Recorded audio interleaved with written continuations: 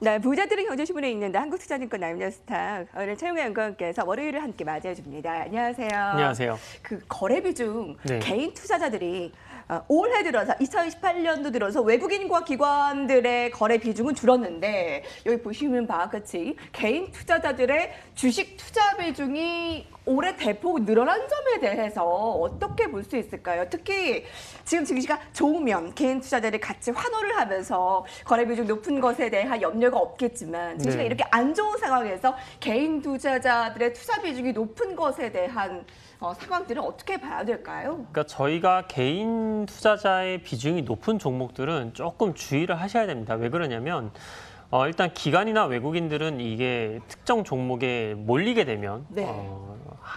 단합이 있거든요. 근데 외국인들이 아니라 개인이 이제 종목에 몰리게 되면 단합이 잘 안 됩니다. 빠져나갈 개인들은 빠져나가고 또 들어오는 개인들은 또 단타도 섞여 있고 또 중장기적인 관점으로도 섞여 있고 이것저것 섞여 있기 때문에 자꾸 힘이 분산된다고 하죠. 그래서 개인 투자자 비중이 높은 종목들은 최대한 삼가하시는 게 아무래도 좀 유리하실 것이다. 이렇게 좀 보시는 게 좋습니다. 자, 그럼 최용혜 연구원이 얘기한 개인 투자자들의 비중이 유독 너무 과도하게 많은 종목 주의하자라고 했는데 그들 종목 볼게요. KNN 앞서 얘기했습니다. 스타플렉스, 소프트센트 우선주, 파이오링크 이게 98%, 99%까지 거래 비중이 개인 투자자들에게 몰려 있더라고요. 그러니까 지금 이 종목들을 보면요, 시가총액이 사실 그렇게 큰 종목들도 아니에요. 아무래도 스몰캡이다 보니까 뭐 단기간에 뭐 몇 배 갈 거를 예상을 하고 들어갔겠죠. 그러다 보니까 특히나 이런 종목들 중에서도 만약에 적자 기업이다라고 한다면 더욱더 이제 매매를 주의하셔야 될 것 같고,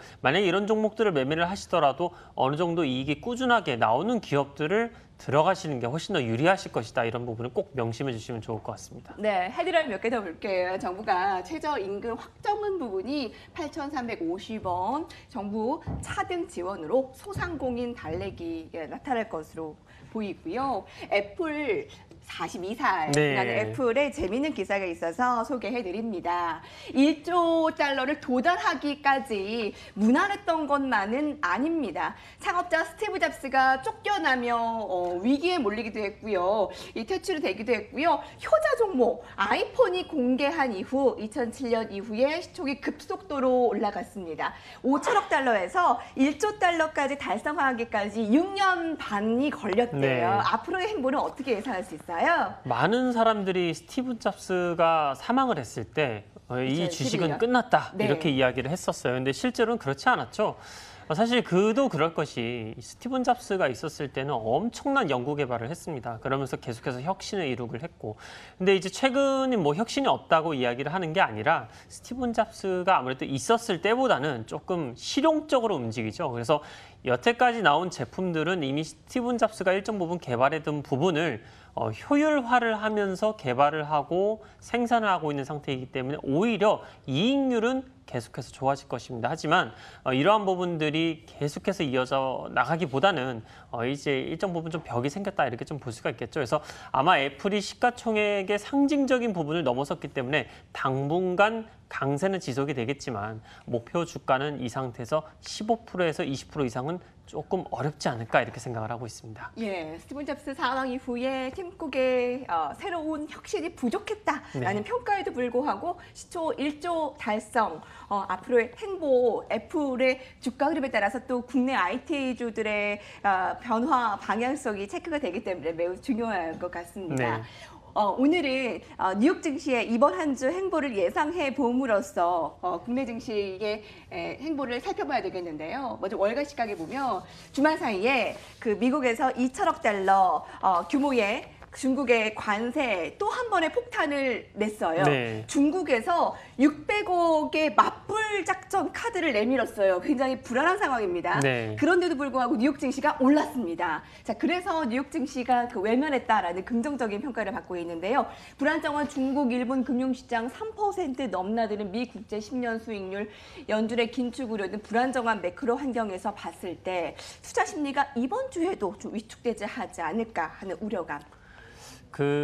아마 많은 분들이 조금 의아하게 생각하신 게 이렇게 미국이 강경하게 나가는데 미국 증시는 금요일 날에 별로 안 밀리고 그러니까요. 또 중국이 맞불 카드를 놨는데도 또 미국 증시가 올라갔단 말이죠. 근데 이런 부분들을 저희가 좀 어떻게 봐야 되냐면 서로 간에 쓸 수 있는 카드를 거의 다 소진해 가고 있다. 예. 이렇게 보시면 될 것 같습니다. 왜냐하면 중국은 미국 대미 수입 규모가 1,300억 달러입니다. 근데 그거에 대해서 지금 거의 85%에 대한 관세를, 그러니까 그 비율이 아니라 그 1,300억 달러의 85% 정도 수준에 대해서 계획을 세우고 있고, 미국도 지금 거의 2,500억 달러에 대해서 세우고 있잖아요. 그래서 거의 49%에 대해서 관세 부과를 진행을 하려고 하고 있다. 즉 이게 너무 또 관세를 심하게 매기면요, 소비자들이 어떻게 보면 투표권을 쥐고 있지 않습니까? 그래서 미국도 굉장히 부담스러워요. 그래서 지금 저희가 뭐 기타 기계나 전자장비, 플라스틱이나 펌프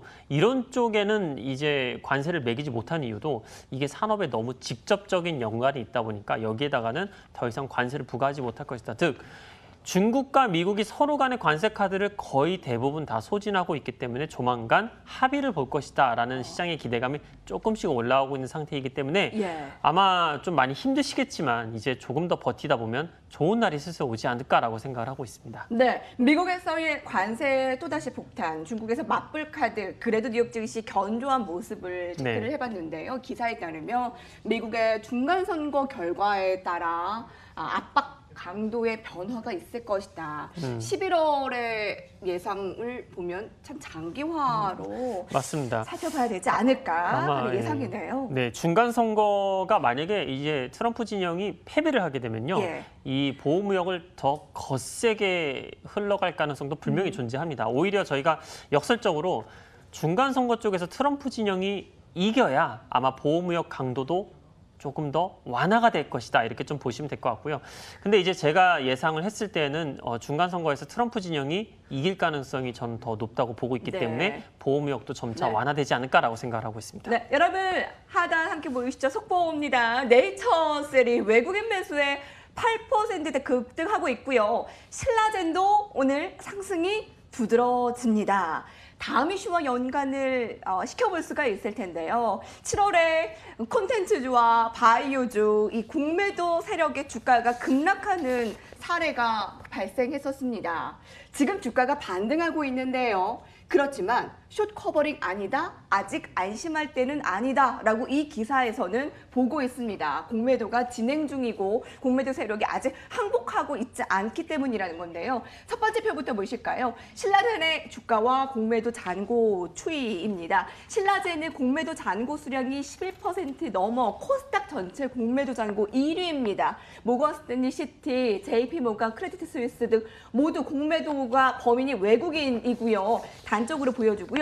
다음은 셀트리온 헬스케어인데요. 두 차례에 걸쳐 공매도 집중 공격을 받았습니다. 첫 번째 대량 공매도 거래가 있었을 때 주가가 10% 넘게 급락하기도 했고요.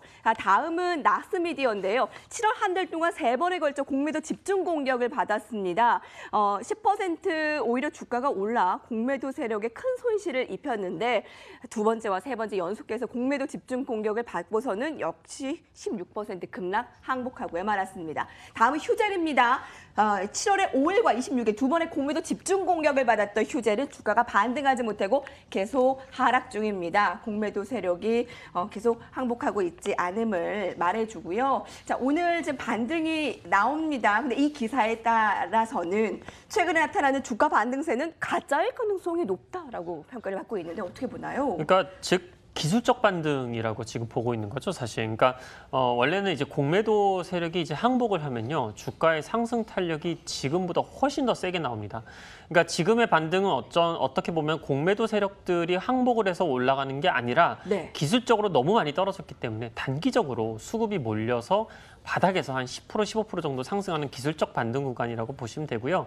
하지만 만약에 이 상태에서 뭐 신라젠이나 셀트리온이 새로운 좋은 호재를 만약에 발표를 해서 추세가 상승 탄력으로 붙어버리게 된다면 그때는 공매도 세력이 항복을 할 수도 있겠죠. 그리고 만약에 항복을 하게 되면 더 강한 상승 탄력이 나올 것입니다. 그래서 지금 위치에서는 저희가 이 바이오 종목들을 집중적으로 매수를 하기보다는 조금 분산을 하셔가지고 위험을 감소시키는 게 좋을 것이고, 아까 전에도 여기 기사에 나왔겠지만은 공매도 세력이 아직 항복한 게 아닙니다. 네. 공매도들은 오히려 더 늘어나고 있거나 아니면 그대로 유지를 하고 있기 때문에 지금의 반등을 대세 상승으로 착각하시면 안 되고 오히려 위험을 조금 분산시키는 전략이 훨씬 더 유리하게 작용하실 것이다. 이렇게 보시면 좋을 것 같습니다. 네, 7월에 공매도 집중 공격을 받은 일부 종목이 최근 주가가 반등하는 모습을 보이면서 공매도 공격이 끝난 것이냐라는 희망을 주는데 이 통계로 봤을 때 아직 쇼커버리가 나타나지 않았고 좀 더 살펴봐야 되겠다. 네. 이거 아남전자가 투자 기대감의 8% 급등. 오늘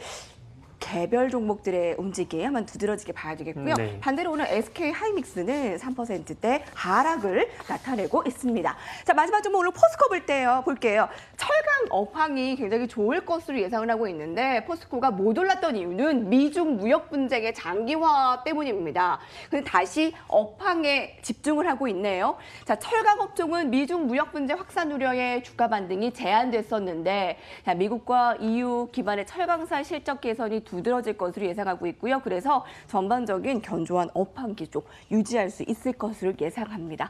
미중 무역 분쟁의 약화, 그러니까 이 부정적인 이슈 아니면 철강 업황의 긍정적인 이슈 어디가 더 우세하게 작용할까요? 일단은 하반기로 가면 갈수록 긍정적인 부분이 좀 많다고 네. 보시면 될 것 같고요. 특히 7월 23일 날에 중국에서 인프라 건설을 통해서 경기를 부양할 것이다라고 해서 거의 하나로는 220조 원 가까이 이제 부양책을 좀 발표를 했습니다. 이 때문에 주가도 7월 23일 정도부터는 포스코 계속해서 좀 반등이 나오고 있고 하반기로 가면은 또 철강 부분을 또 감산을 합니다. 왜냐하면 환경 부분 동절기 감산이 진행이 되기 때문에 환경 오염을 방지하자라는 차원에서 감산을 하게 된 포스코도 더 긍정적인 영향을 미칠 수가 있겠죠. 그래서 포스코에 투자하는 전략은 지금은 적합한 시기다라고 판단을 하고 있고 하반기로 가면 갈수록 3, 4분기 영업이익에 대한 기대감 때문에 추가적인 상승할 가능성이 굉장히 높은 상태다라고 보고 있습니다. 30만 원 이하까지 떨어졌던 것을 봤을 때 그래도 주가가 네. 뭐 반등은 제한적이지만 하방도 그래도 조금씩 튼튼한 올라왔다. 종목이죠. 네, 네. 그렇게 느껴지네요.